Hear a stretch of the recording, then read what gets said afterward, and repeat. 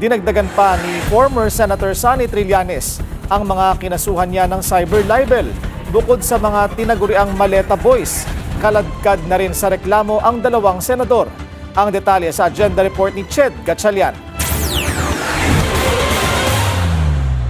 Hindi lang ang 18 Maleta Boys ang muling sinampahan ng kasong cyber libel ni former Senator Antonio Trillanes na nagtungo ngayong Huwebes sa Justice Department.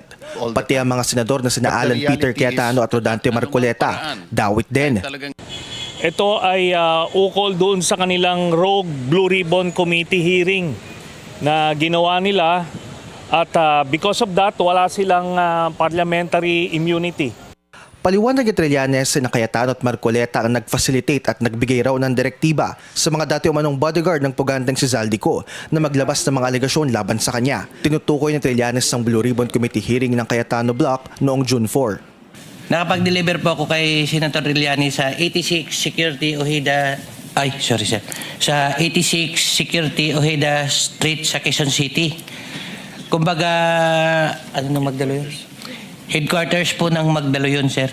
Gate ng dating senador, wala ng authorities na Cayetano at Marcoleta para gawin ang naturang hearing, kaya wala silang parliamentary immunity. Naganap ang pagdinig isang araw matapos italaga sa Senador Win Gatchalian bilang acting Senate President. Inulit nila yung mga kasinungalingan na sinabi nila na nagbigay sila ng mali-maliatang pera sa akin para do sa ICC. Hindi po totoo yun, kaya bawat salita, bawat okasyon na sasabihin nila yung kasinungalingan na yun, magfa-file po ako ng kaso sa kanila. Marso na unang magsampa si Trillanes ng reklamong cyber libel complaint at perjury laban sa Maleta Boys. Dawit din ang kanilang abogado na si Attorney Levito Baligod at si dating Congressman Mike Defensor. Kaya itong mga 18 ex-bodyguards na to, habang patuloy sila nagpapagamit dun sa mga political backers sila, meron silang kakaharapin na consequences.